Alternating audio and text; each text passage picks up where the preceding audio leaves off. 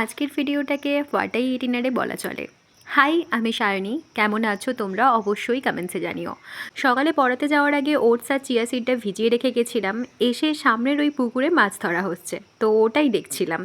আর এদিকে chia seed আর ওটসটাকে ফ্রিজে রেখেই ঘুগনি দিয়ে মুড়ি খেয়ে চলে গেলাম কলেজে। তার সাথে খেয়েছিলাম গোলাপজাম। ওটসটার কি হলো? ওটা ফ্রিজেই থাক, পরে কোনো দিন খাওয়া যাবে, এসব ছাড়া যাবে না।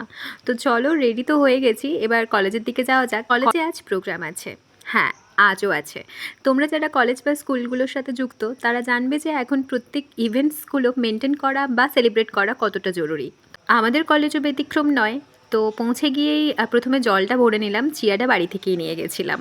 প্রোগ্রাম শুরু হলো তখন কাছাকাছি 2টো মতো বাজে। আর আজকের প্রোগ্রাম হলো এনএসএস ওরিয়েন্টেশন প্রোগ্রাম। উপস্থিত ছিলেন regional director of NSS Kolkata Agnimil sir, এবং তার সাথে NSS programme officer Vivekananda mission মহাবিদ্যালয় প্রণব কুমার জানা স্যার। 2 ঘন্টা 15 মিনিট মতো প্রোগ্রাম হয়েছে। ফেরার পথে আমি আর ঋষভ একটু চলে গেছিলাম মেডিপ্লাসে। বাবার ইনসুলিন নিডলটা নেওয়ার ছিল, ওটা নিয়েই বাসে করে ফিরে এসেছি বাড়ি। পুজোর প্রসাদের কিছু ফল মা ফ্রিজে রেখেছিল, ওটাই খেয়েছিলাম বাড়ি ফিরে। আর রাতে খেয়েছিলাম ডিনারে ছোটো মাছের ঝাল, মাছের তেল, আর তার সাথে ঝিঙের তরকারি। গরমটা পড়ার পর থেকে রাতে মাঝে মাঝে আমি ভাত খাই, তবে এই গ্রাসটা মাছের তেল দিয়ে ভাত অমৃত। রাতে খেয়েছিলাম একটু জিরে জল। ব্যাস, খাওয়া দাওয়ার পর্ব মিটলো। আজকের মতো এলাম।